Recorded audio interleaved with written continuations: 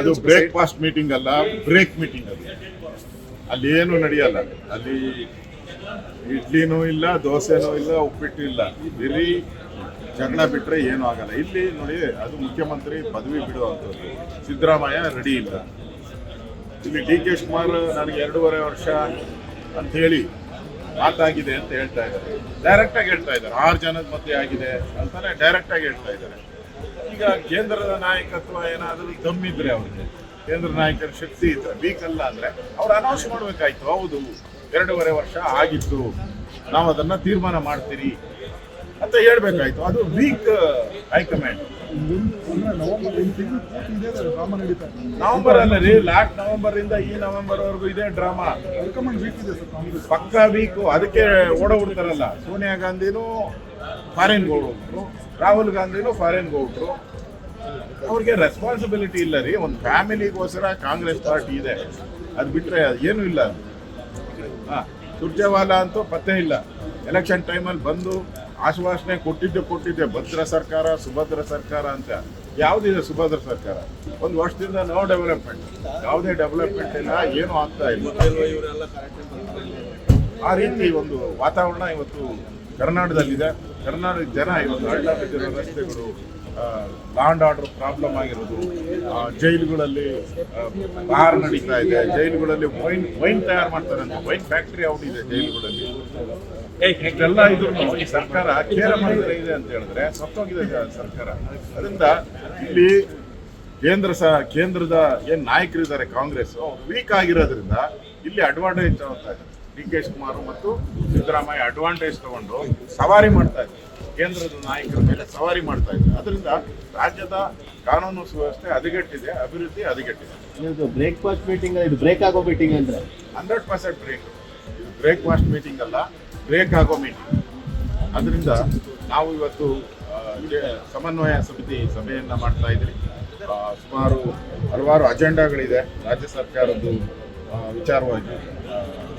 ಬೆಳೆ ಪರಿಹಾರ ಇರ್ಬೋದು, ಉತ್ತರ ಕರ್ನಾಟಕಕ್ಕೆ ಏನು ಅಧಿವೇಶನದಲ್ಲಿ ಕೊಟ್ಟಂಥ ಭರವಸೆಗಳೇನಾಯಿತು, ಇವಾಗ ಯಾಕೆ ಮಾಡಿಲ್ಲ ಅನ್ನೋದು, ಮತ್ತು ಒಳ ಮೀಸಲಾತಿ ಇರ್ಬೋದು, ಅನುದಾನಗಳ ಕೊರತೆ ಇರ್ತಕ್ಕಂಥದ್ದು ಇರ್ಬೋದು, ಜೈಲುಗಳಲ್ಲಿ ನಡೀತಾ ಇರೋವಂಥ ಅವ್ಯವಹಾರಗಳು ಇರ್ಬೋದು, ಮತ್ತು ಬೆಂಗಳೂರಲ್ಲಿ ಬಿದ್ದಿರೋವಂಥ ಹಳ್ಳ ರಸ್ತೆಗಳಿರ್ಬೋದು, ಇವೆಲ್ಲ ವಿಚಾರಗಳನ್ನು ಇವತ್ತು JDS ಜೊತೆ ಸಮನ್ವಯ ಸಮಿತಿಯಲ್ಲಿ ನಾವು ಮಾತಾಡ್ತೀವಿ.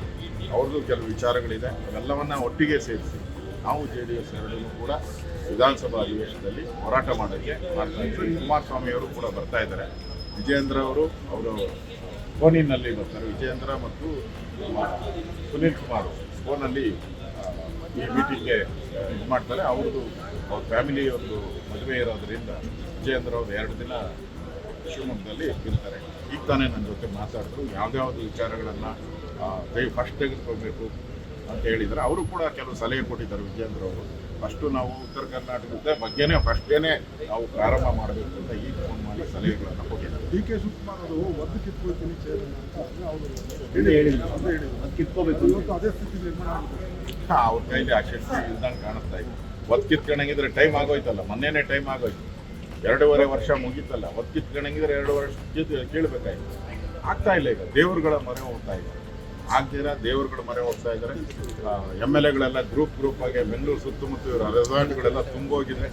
ಗ್ರೂಪ್ ಮಾಡ್ಕೊಂಡು ಸಿದ್ದರಾಮಯ್ಯನ ಇಳಿಸೋವಂಥ ಒಂದು ಗ್ರೂಪು, ಮತ್ತು ಡಿ ಕೆ ಶಿವಕುಮಾರ್ ಅವ್ರನ್ನ CM ಮಾಡೋ ಗ್ರೂಪ್, ಇವೆರಡೂ ಕೂಡ ಬೆಂಗಳೂರು ಸುತ್ತ ಇರುವಂಥ ರೆಸಾರ್ಟ್ಗಳಲ್ಲಿ ಎಲ್ಲ ಠಿಕಾಣ ಮಾಡಿ ಮೀಟಿಂಗ್ಗಳು ಮಾಡ್ತಾ ಇದ್ದಾರೆ. ಸಿದ್ದರಾಮಯ್ಯ ಬಿಟ್ಕೊಡ್ತಾರೆ ಸರ್ ಅಷ್ಟು ಸುಲಭಕ್ಕೆ? ಸಿದ್ದರಾಮಯ್ಯನವರು ನಮ್ಮ ಇಲ್ಲಿದ್ದಾರಲ್ಲ, ಕೆ ಸಿದ್ದರಾಮಯ್ಯನವರು, ಅವ್ರು ಎಲ್ಲ ಪಾರ್ಟಿ ನೋಡಿರೋರು.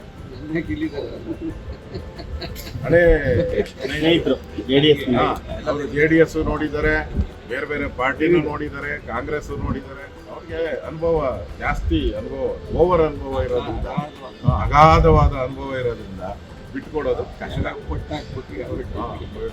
ಇಲ್ಲಿ ಇವಾಗ ನಡೀತಾ ಇರೋದು ಇದೆ.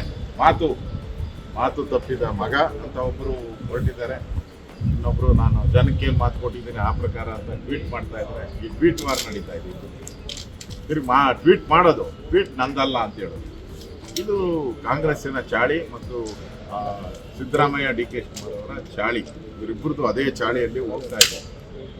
ಜನಕ್ಕೆ ಮುಖಾಮುಖ ಬರಲ್ಲ, ಟ್ವೀಟ್ಗಳಲ್ಲೇ ಹೊಡೆದಾಡೋದನ್ನ ನಾನು ನೋಡ್ತೀನಿ. ಟ್ವೀಟ್ ವಾರ್, CM ಮತ್ತು DCM ಮಧ್ಯೆ ಟ್ವೀಟ್ ವಾರ್ ನಡೀತಾ ಇದೆ.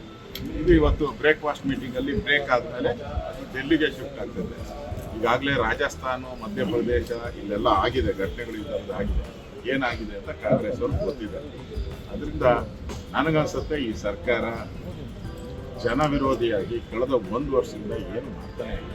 ಅದರಿಂದ ಜನ ಹೇಳ್ತಾ ಇದ್ದಾರೆ ತೊಲಗೋಗ್ಲಿ ಇವರು ಅಂತ. ಜನರ ಆಸೆ ಇದೆ, ತೊಲಗೋಗ್ಲಿ ಸರ್ಕಾರ.